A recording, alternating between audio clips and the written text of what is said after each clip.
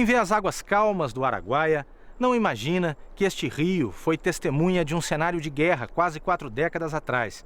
Entre 1972 e 1975, guerrilheiros de orientação comunista e forças do Exército Brasileiro se enfrentaram. Pelo país afora, quase ninguém sabia que isso estava acontecendo e até hoje muito do que se passou por aqui continua em segredo. A guerrilha do Araguaia é o assunto de hoje do Caminhos da Reportagem.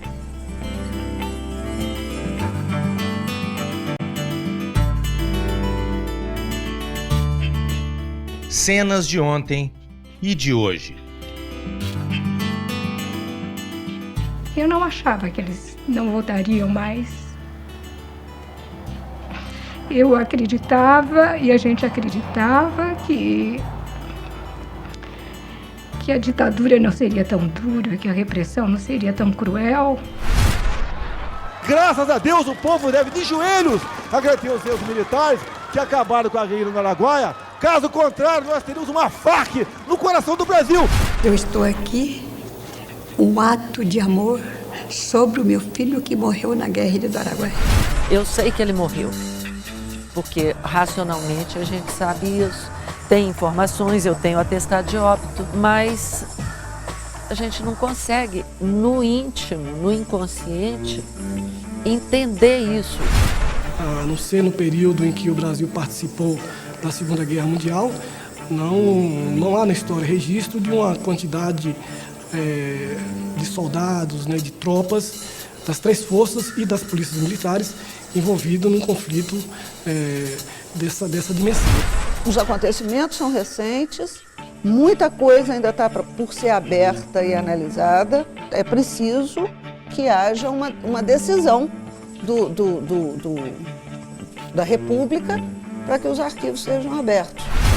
Não tem arquivo, ou seja, esses arquivos desapareceram.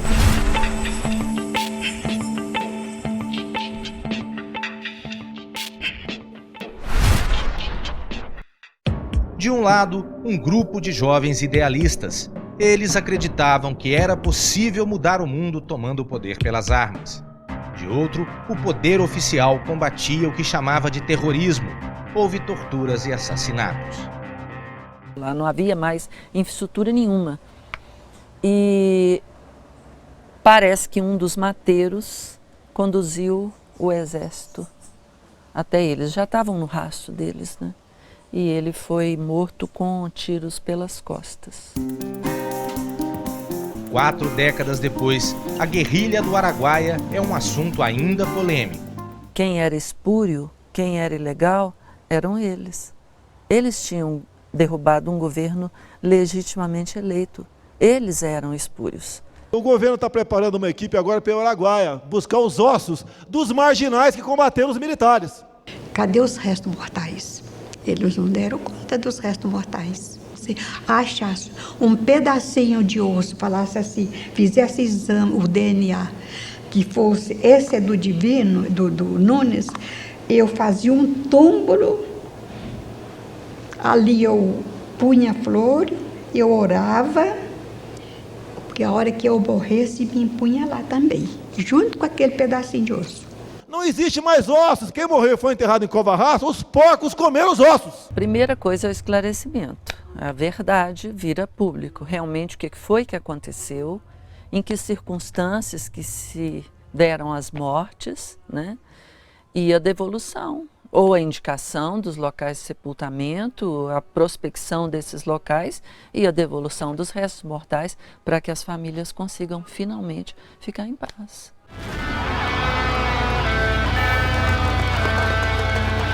Polêmica que parece longe de acabar.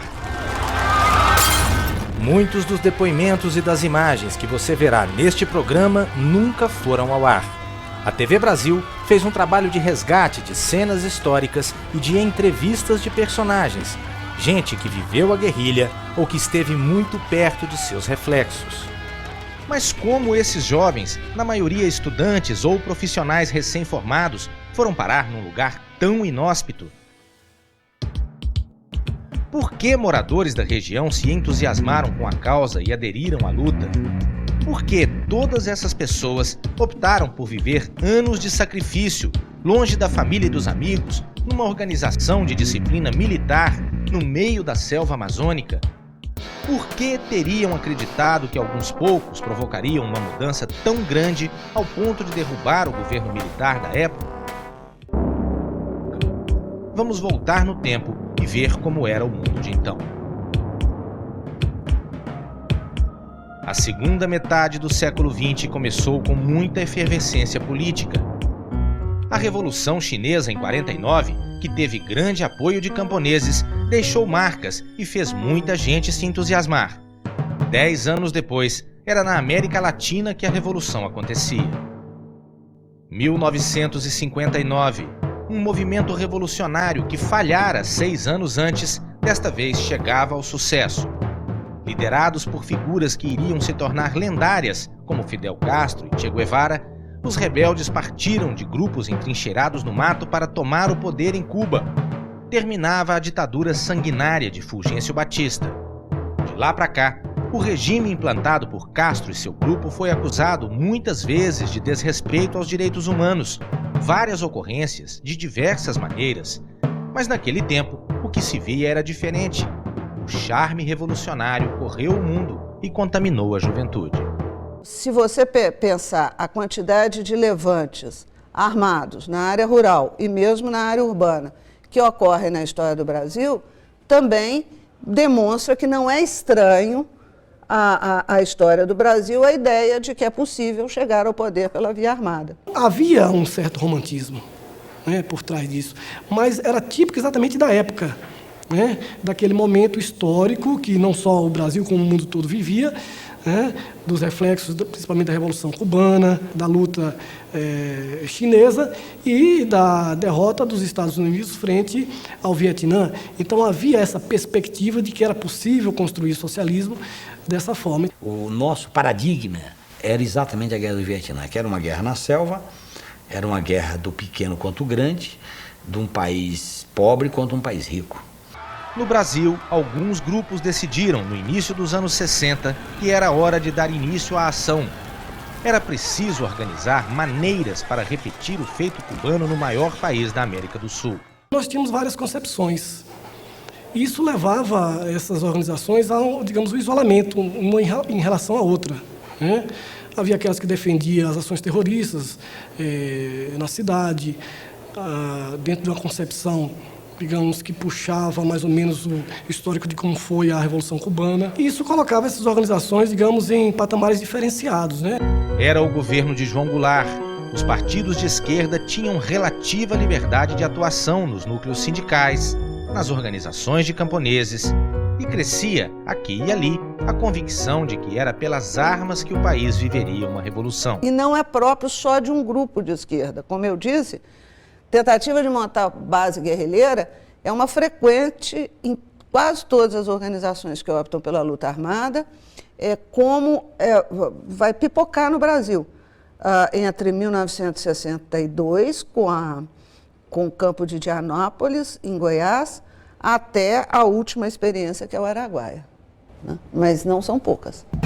Mas o medo do comunismo também crescia numa parte da sociedade. No Brasil, em 1964, um duro revés. Um golpe militar derruba João Goulart. Lideranças tiveram os direitos políticos cassados. O governo, no início, ele errou muito, mas muito, com aquele problema, com uma revolução. Toda revolução, quando começa, é perigosa. Porque a preocupação dela é ela se implantar, ela se consolidar. Então tem aquela fase punitiva inicial. E essa fase punitiva é uma fase perigosa. Porque nela se cometem muitos erros. Muitos erros. Então eu acho que no início da Revolução, aquela ideia de CGI, Comissão Geral de Investigações, não sei o quê, ali se cometeram erros brutais. Gente que foi caçada ou que foi demitida de suas funções, sei lá, o professor não sei o quê, o catedrático não sei mais o quê e tal, então que jamais deveriam ser. Por exemplo, eu acho que o Juscelino jamais deveria ser caçado. Partidos se tornaram clandestinos. era o início de 2 décadas de ditadura e também da formação de grupos para combatê-la. Você tem, em 65, Jefferson Cardim, no Rio Grande do Sul, né? Você tem a guerrilha do Caparaó, você tem a tentativa de guerrilha no Triângulo Mineiro, você tem fora a tentativa de implantação das Pindaré Mirim, você tem o Foco Guerrilheiro do Brasil Central, cuja ideia era, inclusive, dar reforço a Che Guevara, que nesse momento está indo para a Bolívia. Logo viria a repressão a esses movimentos de esquerda e a perseguição feroz a seus integrantes. A qualquer hora você podia ser preso, ser morto. Estava no fio da navalha. E a gente parece que gostava de correr o risco. Na medida em que nas cidades iam sendo destruídas todas as organizações, né, restavam poucas alternativas. Ou fugir, sair do Brasil, né, ou, evidentemente, fazer como fez o PCdoB, né, procurar alguns de seus militantes para prepararem um núcleo guerrilheiro numa determinada região do Brasil, né. E essas pessoas, muitas delas que tinham seus cartazes espalhados pelos lugares públicos, elas, entre se afastarem definitivamente ou continuarem dentro do sonho, da utopia que era bem peculiar naquela época, né, da revolução, de atingir o socialismo pela luta armada, elas terminaram optando por ir para a região e, claro, doar a vida. Um dos lugares escolhidos para organizar um foco da guerrilha rural foi o Bico do Papagaio, divisa entre o Pará, o Maranhão e Tocantins, que ainda nem existia. A área ficava em Goiás. O ano era 1966. Dado o isolamento da área e de ser uma área, digamos assim, que eu considero como uma área de uma frente de expansão, né, onde, inclusive, o próprio regime militar abriu a possibilidade de que, principalmente nordestinos, pudessem se acomodar por ali. Ou seja, isso possibilitou que pessoas assim, de várias regiões não chamassem a atenção. Uma área muito bem escolhida. Muito bem escolhida, porque ali era que você tivesse a trijunção de áreas de comando. Era o comando do Pará, era o comando de Fortaleza, da 10ª região, e era o comando de Brasília. Então, muito difícil coordenar tudo aquilo. Esta é uma região ainda hoje pouco habitada do Brasil, se comparada a São Paulo, Minas Gerais ou ao Rio de Janeiro. Nós estamos em Marabá, a maior cidade da região, com uns 250 mil habitantes. E este é o rio Tocantins. Cerca de 30 quilômetros acima, ele recebe as águas do Araguaia. A zona rural ainda é praticamente toda coberta pela floresta amazônica, como era, claro, no tempo da guerrilha. Algumas pessoas naquela época já viviam nas matas, viviam do extrativismo vegetal ou da criação de algum gado, alguma pequena lavoura. A tática dos guerrilheiros era fazer amizade com essas pessoas para depois convencê-las a lutar contra o governo e até mesmo pegarem armas se fosse necessário. A população da região, ela ficou, digamos, perdida no meio do conflito e ela padeceu muito por causa exatamente disso, né? Então, acho que o movimento guerrilheiro, ele deve considerar a necessidade que a população tem de ser informada e, inclusive, ser chamada a participar, se esse for o caso. Entre os forasteiros, chamados de paulistas, havia várias especialidades profissionais: medicina, enfermagem, engenharia. Eles mexiam com a farmácia também e tocando a lavourinha dele. Eles estavam aqui trabalhando, né? E sempre lutando. Ninguém sabia a atitude dele, nem nada. A prestação de serviços a agentes simples do Araguaia logo facilitou a amizade. O que ele fazia aqui era só caridade. Ele não perseguia ninguém, não fazia nada. É o que eu conto dele. Ele era bem quisto com todo mundo. Ele tinha aquela farmácia, era esclarecido que tinha um médico. Essa pessoa ficava aqui, nessa época, muito difícil, até médico aqui para esse povo pobre. Chegava lá, não tinha esse dinheiro, ele botava aí, tratava da pessoa.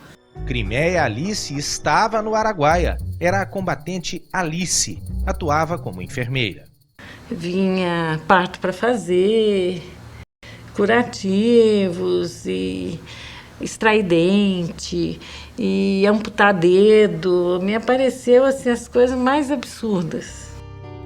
Alguns daqueles integrantes do movimento haviam recebido treinamento de guerrilha. Oswaldão, cujo nome até hoje inspira respeito pela liderança que criou na região, esteve na China.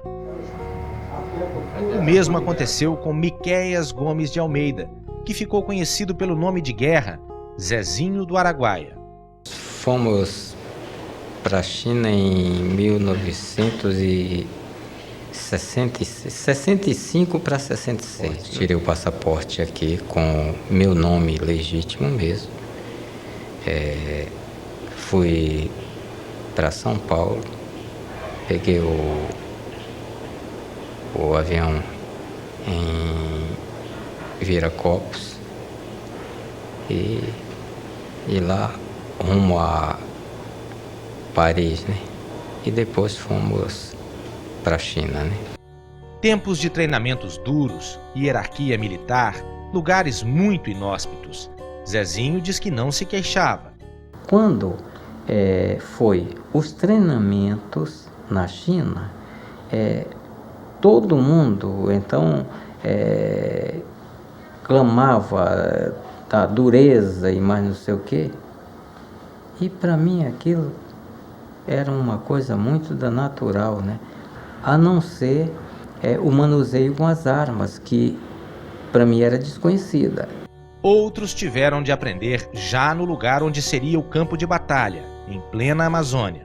O treinamento era muito duro. Primeiro porque a fase de adaptação era dura, fisicamente, psicologicamente. Quer dizer, viver dentro da selva. O dia a dia era o trabalho da roça, né? Essas viagens, essas andanças. E a preocupação que a gente tinha em fazer depósitos na mata, escondidos. Depois do intervalo, o testemunho de quem viveu a guerrilha do Araguaia, a descoberta do movimento pelo governo militar e a perseguição aos guerrilheiros.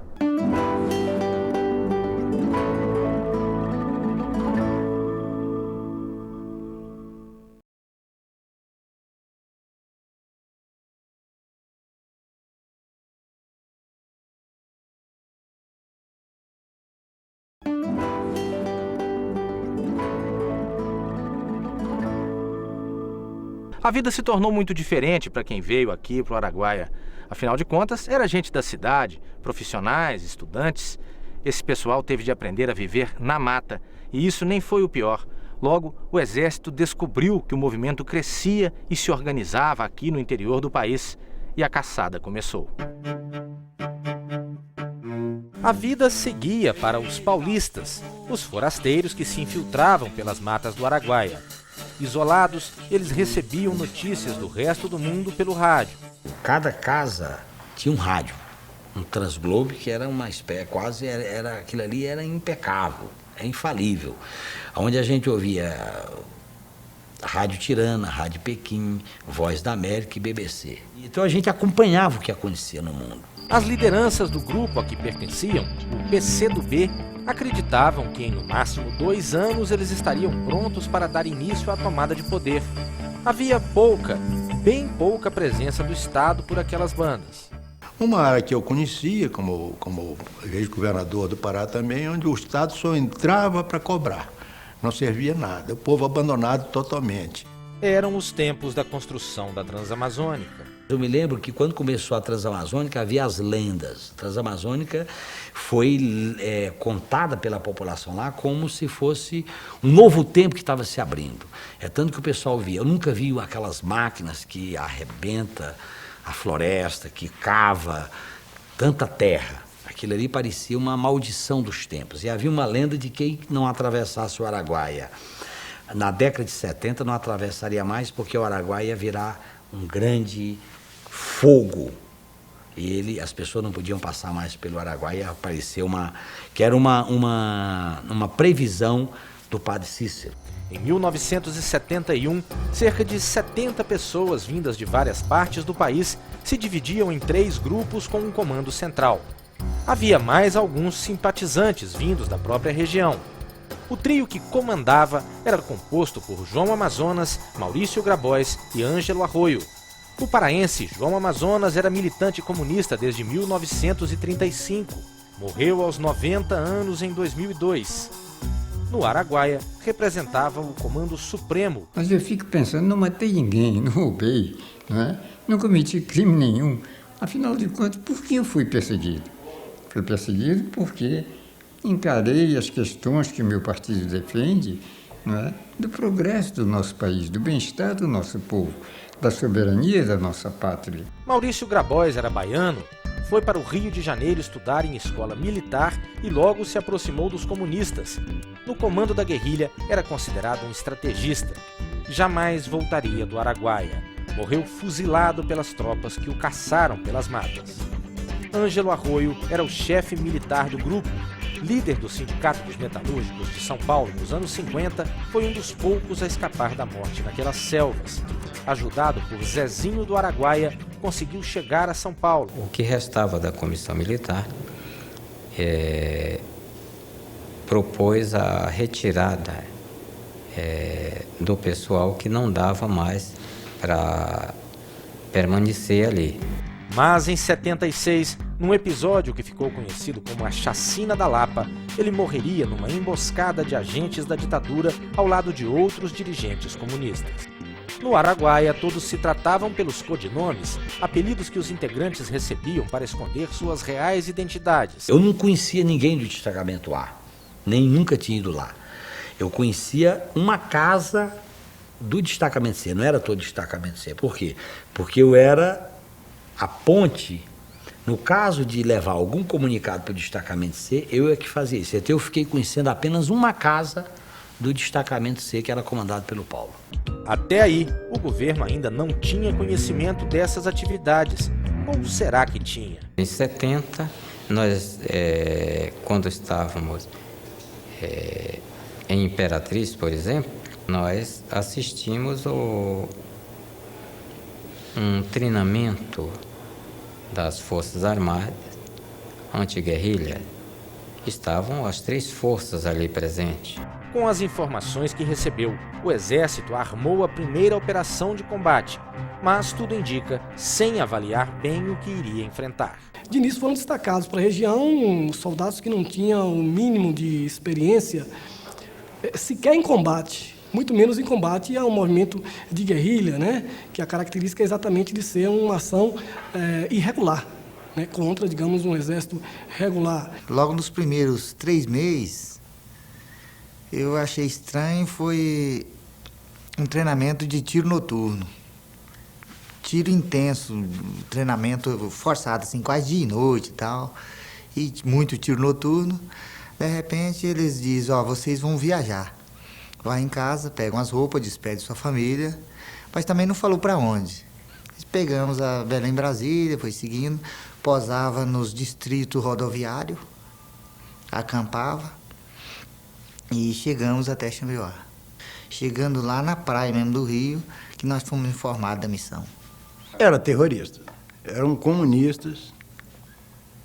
Naquela época a gente até quase nem entendia muito bem o que era comunismo, o terrorismo. Não sei se é a mesma coisa, né, um do outro.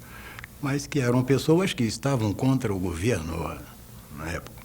Por outro lado, os guerrilheiros não tinham armas adequadas para o combate. E era necessário ter uma espingarda, um facão, faca, enxada e essas coisas. Então, as nossas armas, o 38, né, que todo mundo tinha. Eu vi logo que eles não tinham condição de combater com o exército. Eles falavam que era melhor do que o exército em treinamento, em alimentação, em conhecimento de topografia do terreno. Só perdia para o exército em armas, que as armas deles tinham mais, era 12, era espingarda 20, era aqueles fuzil antigo. Eles invadiam as delegacias daquela cidadezinha e assaltavam as armas, sabe? Logo houve as primeiras prisões, uma delas a de José Genuíno, na época Geraldo Cearense. Eu saí de madrugada com o Oswaldão para o mato, para caçar, e dormi no mato. No outro dia de madrugada eu saí para me encontrar com o meu destacamento de noite, aí eu fui preso de manhã cedo. Em 8 de maio de 72, a primeira baixa, e foi do lado do exército. Numa emboscada, morreu o cabo Odílio Cruz Rosa. Com o início dos combates, o líder do PCdoB, João Amazonas, deixou a região. Eram em torno de 750 os militares integrantes da operação, 10 vezes o número de guerrilheiros, jovens soldados embrenhados na floresta dias a fio. A mata fechada, escura, sombria, muito mosquito. Os mosquitos lá chamavam tatuquira. Eles entravam dentro da falha da gente, tipo de um carrapato. Você ficava com o corpo todo pigamentado assim de mordida. E cobra também, tinha cobra papagaio. Tinha um mosquito macaco, que era um mosquito grande também. E muito calor, muito suor. De vez em quando também chovia. A alimentação também era péssima. Às vezes a gente matava a caça. Outros comiam broto de palmito. Até que chegava nas clareiras que a gente colocava os painéis. Aí que vinha um helicóptero, um socorro, jogava alimentação de paraquedas pra gente. Teve colega que chegou e ficou sabendo do que ele estava fazendo ali. Então ele caiu em prantos, em choros e que não queria ficar. Acabei ficando no lugar dele. Eu perdi uns 5 quilos. Sempre exausto. Que lá é o seguinte, não é aquilo que você se sente obrigado a se defender, a se ficar sem dormir, a se proteger, a defender os colegas. Que um mínimo de vacilo ali, você é apanhado pelo inimigo e pode ser morto.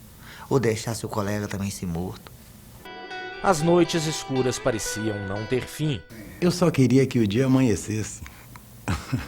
Porque o meu maior medo era de levar um tiro no coração, porque é em total escuridão.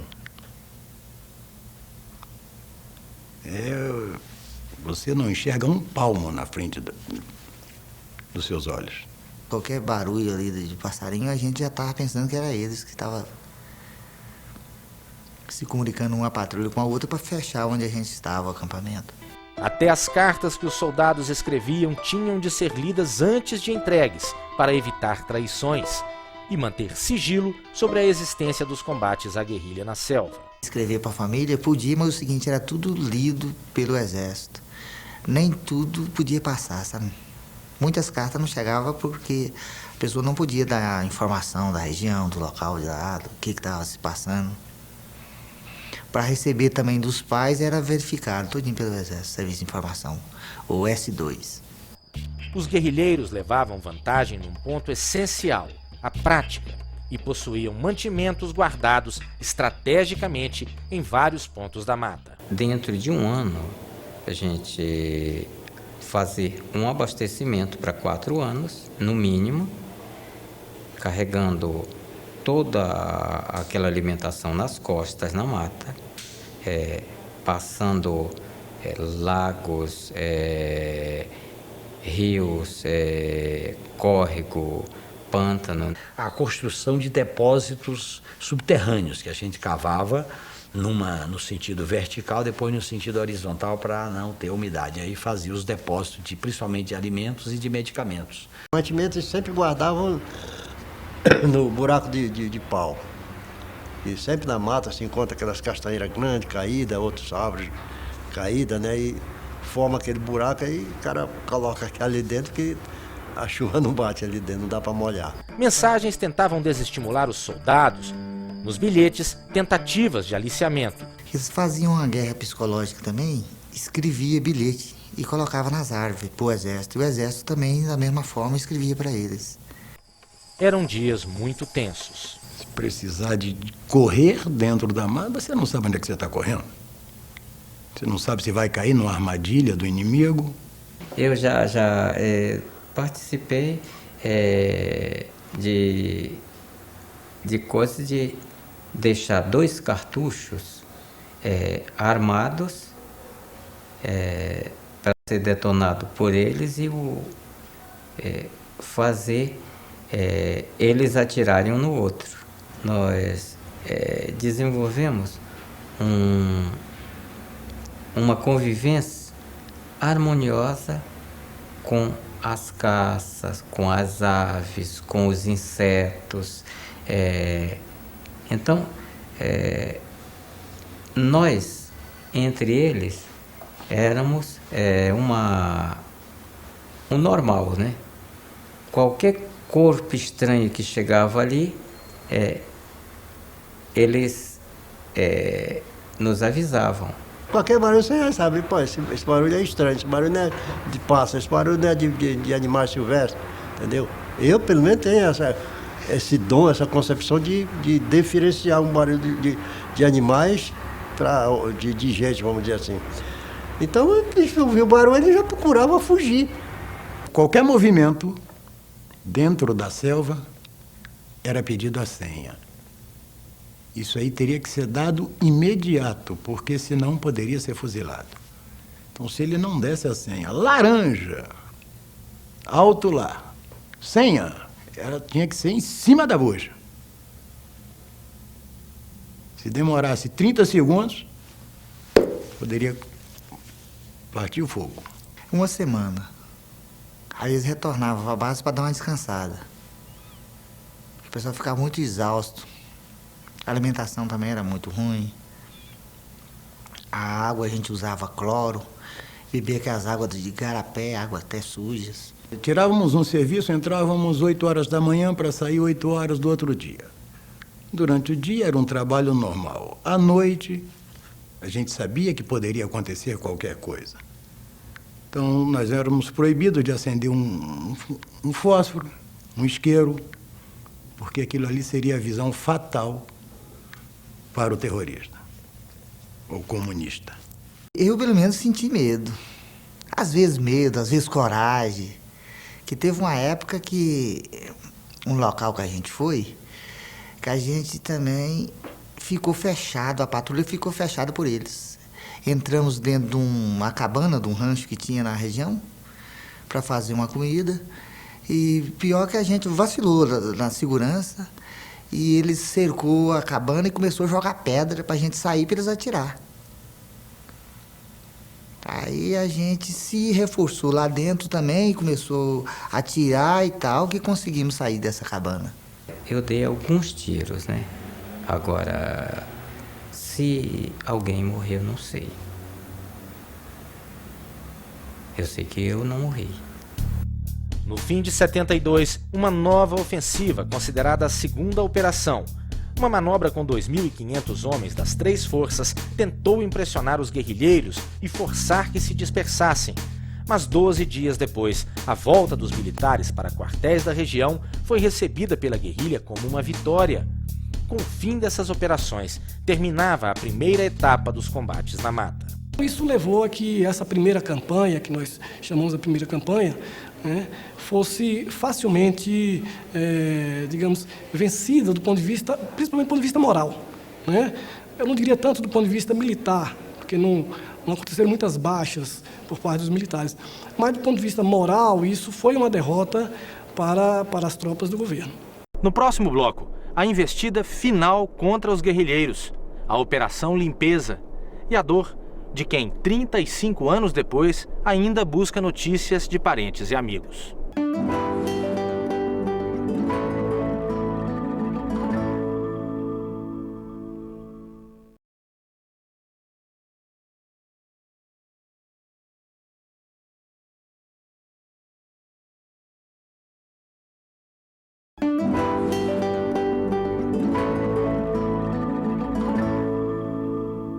Se examinada da perspectiva de hoje, a ideia dos guerrilheiros de tomar o poder a partir daqui do Araguaia parece ingênua.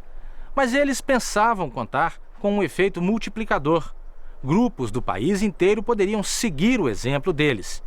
O sonho terminou no fim de 1974. Diga seu último desejo, disse implacável o Carrasco. Ele tremeu. Seus olhos estavam inchados, suava. Tinha medo da morte, agora que ela lhe estava tão perto. Quero ver as estrelas, balbuciou. Então era como se fosse assim, uma premonição. A Mauri, o Paulo Roberto Pereira Marques, fora da guerrilha, era um rapaz como tantos outros no fim dos anos 60. Aos 16 anos, escrevia poemas libertários num caderno que a irmã salvou de uma batida em sua casa, em Belo Horizonte, de agentes da Polícia Civil de Minas Gerais, a serviço da ditadura. 27 de outubro de 1966. Ele tinha 3 anos, depois ele saiu, aos 19, ele tinha 16 anos. Quando a família se mudou do interior para a capital mineira, Paulo foi trabalhar como bancário. Logo se aproximou do sindicato e ajudou a organizar greves. Foi demitido. Cada vez mais se envolvia com a política, até mesmo em casa. Eu comecei a notar que entravam pessoas lá de noite, assim, no fim do dia ou de tarde. Ele sempre chegava com um companheiro. Na casa de Laura, 2 irmãos e uma irmã foram para a Amazônia tomar parte na guerrilha. Maria Lúcia, Lúcio, Jaime, que era estudante de engenharia e presidente do diretório acadêmico da escola. Foi preso na histórica reunião da UNE em 1968 em Ibiúna, São Paulo. Ele tinha casado nesse mesmo ano de 68 e a mulher dele percebeu que tinha um jipe do exército na porta da casa e que perguntaram por ele. E daí foi o momento que ele não voltou mais para casa, não voltou mais para a faculdade e partiu para a vida clandestina. A minha mãe às vezes tenta dizer: como você deixou a Maria Lúcia ir, se você sabia, tá? Então, de repente, é lógico, mãe nenhuma quer que o filho vá para a morte. Eu até entendo porque a minha mãe diga isso.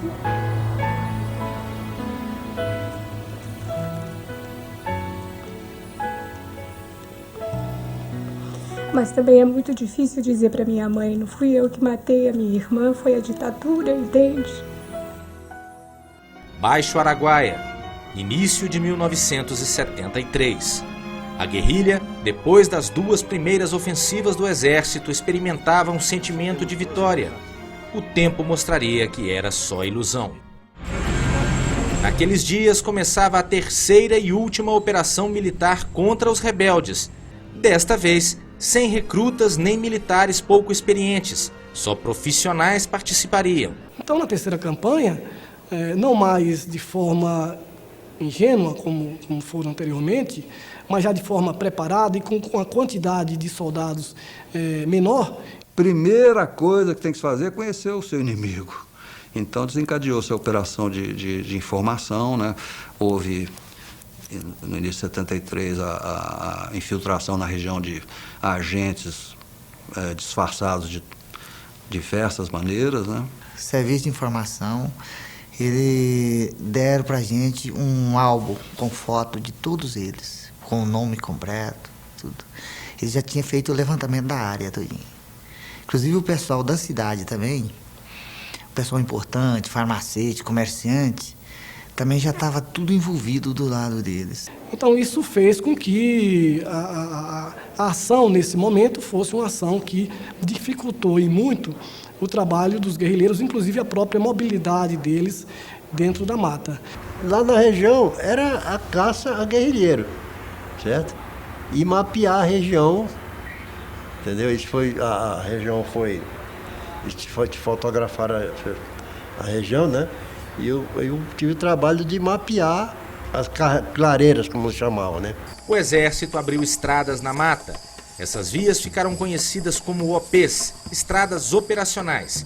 Além de facilitar o acesso rápido das tropas de uma parte a outra da região, dificultavam a movimentação dos guerrilheiros. Eu cheguei a ver tratores imensos arrancando as árvores e tal. Para poder desenvolver a 3ª campanha, eles, após terem aberto essas 3 estradas, né, a OP1, a OP2 e a OP3, eles vão isolar, tirar todas aquelas pessoas que tinham roças na próxima à mata ou até mesmo dentro da mata. As plantações elas eram sumariamente destruídas, porque o exército tinha informações de que eram essas pessoas que davam guarida, que alimentavam, que davam mantimentos para os guerrilheiros. Tudo foi ficando mais e mais difícil para os guerrilheiros. Cada vez que nós víamos uma fumaça, então deduzíamos que era a hora deles fazer o almoço, a comida, então aquela fumaça saía de dentro da mata. E foram presos, muita gente foi preso pelo exército. O que restava da comissão militar propôs a retirada do pessoal que não dava mais para permanecer ali.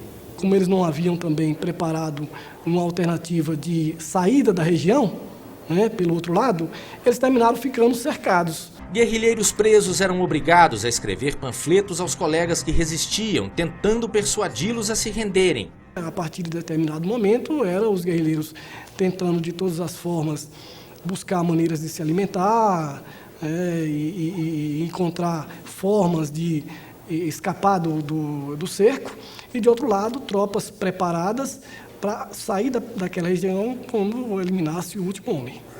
Em outubro de 73, um acirramento da operação. 250 militares treinados para a guerra na selva chegam ao Araguaia. Andavam na floresta guiados por mateiros. Nós transportávamos para a selva as patrulhas, né? E colocávamos essas patrulhas em pontos da selva que haviam sido previamente estudados, né, pelo pessoal que traçava as linhas táticas, né, do combate, e recolhíamos essas patrulhas, né, de tempos em tempos. A população local pagou um preço alto. Gente simples dos vilarejos do Araguaia foi subjugada, presa, espancada. Judiado demais. Morreu muitos que não merecia. Os que eles prendiam aqui, levavam lá para a base, que era lá no aeroporto, e lá restigavam muito, como prenderam o seu finado Noleta, que era um grande fazendeiro aqui, que trabalhava no Tiracatinga. Prenderam um companheiro que morava de perto, que eu estou esquecendo o nome dele, aqui perto de onde hoje é o mercado municipal. E esse homem apareceu morto, enforcado dentro da prefeitura. Eu tinha uns 12 anos na época. Meu pai sumiu, aí desapareceu. Depois eu vi falar que ele já estava aqui na base, tinham trazido ele para baixo, tinham colocado ele num buraco, né? Morto. Porque eu acho que uma pessoa sendo viva, mas ele dá uma notícia, né? Por longe que ele esteja, mas nunca apareceu.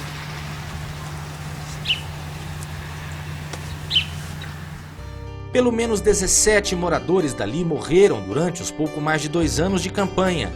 E centenas apanharam e foram humilhados pelos militares da época. Porque praticamente todos eram suspeitos de uma forma ou de outra, colaborarem com os guerrilheiros. E muitas dessas pessoas passaram 1, 2, 3 meses ou mais, né, na prisão, e eram prisões assim, tipo buracos, né, onde era usado para fazer o terrorismo psicológico. Digo a você, conhece esse pessoal, assim. Eu digo, conheço aqui, todo mundo conhece. Aí eles falaram, é isso que nós queremos saber, o homem tem que ser assim, não negar o que faz, não negar o que diz. Aí foi maneira barra para mim, foi um que nunca apanhei. Os rebeldes eram cada vez menos. Nessa etapa, o exército já nem fazia prisioneiros. Eles atraíram o Juca, o rapaz que levava as coisas para ele, atraiu ele, que ele levava as coisas para ele escondido, aí foi souberam, e aí acocharam ele. Ele não tinha coragem de aguentar a investigação, foi e falou. Quando eles foram para pegar, eles metraram ele debaixo do braço. Aí trouxeram ele para Araguanã, só o bagaço, enrolado com plástico preto. Quem sobreviveu às caçadas dos militares ou às milícias de caçadores de recompensas foi executado depois de preso. 61 nunca mais apareceram e já se passaram 35 anos. E é essa a grande queixa dos parentes desses desaparecidos. Por que não foram presos, condenados como previa a lei da época, ainda que fosse uma lei feita por uma ditadura? Não morreram em combate, e sim sem possibilidade de defesa, como se não bastasse depois de forte tortura.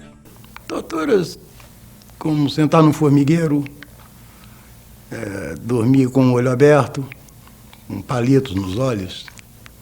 Quer dizer, não, como vai dormir? De cabeça para baixo, amarrado em coqueiro. E pau? Paulada. Muita paulada, muita tortura. Para quem quiser se ver. Alguns eram levados de volta à mata para supostamente mostrar onde guardavam mantimentos e armas. Eles eram levados para a selva com a desculpa de que eles iriam mostrar onde é que ficavam aqueles depósitos, né? Realmente, muitos depósitos foram descobertos assim, eles mesmos que mostraram, né, onde é que ficava. Mas só que eles iam e não voltavam, né? Por ordem judicial, desde o ano de 91, 4 expedições buscaram restos mortais daqueles que integraram a guerrilha do Araguaia. 12 ossadas foram retiradas de escavações em vários pontos da região. Uma delas com as mãos para trás, o que denota que a pessoa estava prisioneira. Só 2 ossadas foram identificadas. Uma delas do cearense Bergson Gurjão. Mais do que pôr fim à guerrilha, era preciso não deixar marcas do que houve aqui no Araguaia, apagar todos os rastros. A ação militar para essa finalidade chamou-se Operação Limpeza.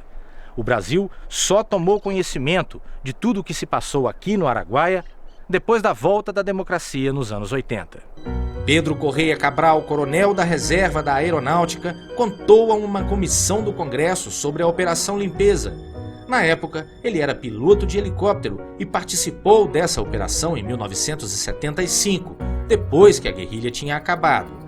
A ordem: era preciso dar sumiço nos corpos, evitar investigações futuras. Nós recebemos uma ordem de fazer uma operação que chamou-se Operação Limpeza da área, né?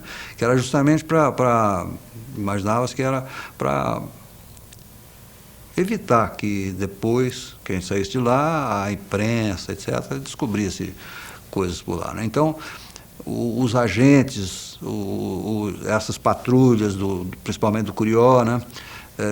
Fizeram um relato de onde é que está. Fulaninho foi morto tal época, está enterrado assim nesse lugar, né? Descrevendo onde havia sido enterrado esse pessoal, onde estavam esses corpos, e nós passamos então vários dias indo com uma equipe de informações a esses locais de helicóptero, né? E esses corpos foram desenterrados e eram colocados em sacos plásticos, né? Uma operação terrível, um cheiro, era coisa absurda, a gente não tinha como usar máscara contra gás, porque a gente tinha que se comunicar no helicóptero, então eu usava um lenço embebido com perfume, né? Amarrado com um esparadrapo aqui no rosto para poder aguentar, mas era horrível, terrível. E a gente saía, resgatava esses corpos, etc., e levava lá para a Serra das Andorinhas, e num determinado local lá, esses corpos eram descarregados, levava-se também pneus velhos, né? E ali era tocado fogo, né? Pneu, os corpos, gasolina, e era tocado fogo. Por muitos anos, para muitas famílias, permaneceu o mistério. Onde andará o filho, o irmão? Terá morrido? Estará escondido em algum lugar? Eu imaginava que era assim, ele estava no Chile, ele estava, entendeu, em algum país da América Latina, escondido até o momento dele poder voltar, né? Volta e meia, a possibilidade de um reconhecimento provoca um alvoroço, mesmo tanto tempo depois. A minha mãe, ela esperou até o fim da vida dela, o retorno dela. Chegava no Natal, ela comprava presente para ele. Ela sabia que ele tinha morrido, mas ela nunca aceitou. Para mim é fundamental que tire o osso e que fale é dele, entendeu? É dele, e essa ossada é dele. Saber que ele está no lugar onde tem que estar, que é enterrado dignamente. Talvez seja difícil achar mais restos mortais depois da Operação Limpeza, mas permanece o desejo de ver abertos os arquivos militares da época, que permanecem sob sigilo absoluto. A primeira coisa é o esclarecimento. A verdade vira público. Realmente o que foi que aconteceu, em que circunstâncias que se deram as mortes, né? E a devolução, ou a indicação dos locais de sepultamento, a prospecção desses locais e a devolução dos restos mortais para que as famílias consigam finalmente ficar em paz. Eu pessoalmente fui ao local, fui ao CIEX, ao Serviço de Inteligência do Exército, não existe mais nada, ou seja, esse material desapareceu. O que nós fizemos é tentando levantar algumas pessoas que eventualmente detivessem algum desses documentos. É essencial que se abra os arquivos das Forças Armadas. Os arquivos do Itamaraty também precisam ser abertos. É preciso que haja